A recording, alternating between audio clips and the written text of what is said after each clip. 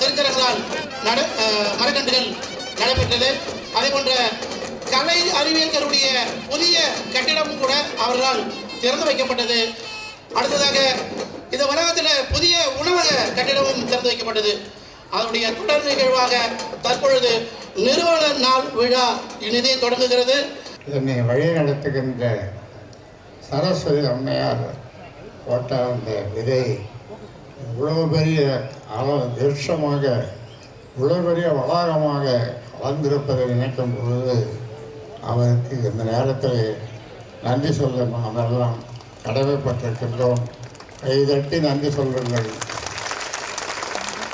கல்லூரி வளாகம், பொறியியல் கல்லூரி வளாகம் மற்றும் கேன்டீன் உணவகம், இந்த 2 கட்டிடங்களை திறந்து வைத்து கிட்டத்தட்ட 88 மரங்களை நட்டு உங்களோடு இவ்வளோ நேரம் இருந்த ஐயா அவர்கள் இந்த கல்வி கோவில் என்று தொடர்ந்து உங்களுக்கு மிகப்பெரிய ஒரு சேவை செய்து வருகிறது. பொதுவாக இப்போ நம்முடைய முனைவர் சிவபிரகாசம் அவர்கள் சொன்னார்கள், சுற்றி இருக்கிற பல்கலைக்கழகங்கள் என்று சொன்னார்கள். பெரிய பெரிய பல்கலைக்கழகங்கள் தொடங்கியிருக்கின்றார்கள் என்று.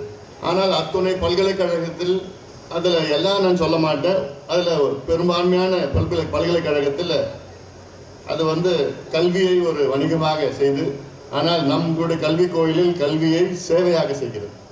மற்ற பல்கலைக்கழகத்தில் உங்ககிட்ட காசு வாங்குவாங்க, ஆனால் நம்ம கல்வி கோயிலில் நம்மக்கிட்ட இருக்கிறது உங்களுக்கு கொடுத்து உங்களுக்கு படிக்க வைத்து இந்த கல்வி கோயில் ஒரு பல்கலைக்கழகமாக மாறுவது ஐயா நிச்சயமாக பார்க்க போகிறாரு. ஆனால் இந்த கல்வி கோயிலை பொறுத்தவரை நம்முடைய மருத்துவர் ஐயா நிறுவிய இந்த கல்வி கோயிலை பொறுத்தவரை உங்களுக்கு இயற்கையே ஒரு பாடம் நடத்துகின்றது. அது உங்களுக்கு கல்விச்சாலை. இங்கே இருக்கக்கூடிய மரங்கள் அதை எப்படி நீங்கள் பாதுகாக்கணும், அது என்ன மாதிரி விஷயங்களை உங்களுக்கு கற்றுத்தரும் என்பது அதுக்கு அளவே கிடையாது. அந்த இயற்கை சூழல் நிறைந்த இந்த கல்வி கோயிலை உங்களுக்கு 2வது ஆசான்னு பார்த்தீங்கன்னா உங்களுடைய இயற்கை தான். ஆரம்பிக்கலாமா? போதும்பா, ஆஃப் பண்ணிடலாமா? இப்போ எப்படி ஆஃப் பண்றேன் பாரு.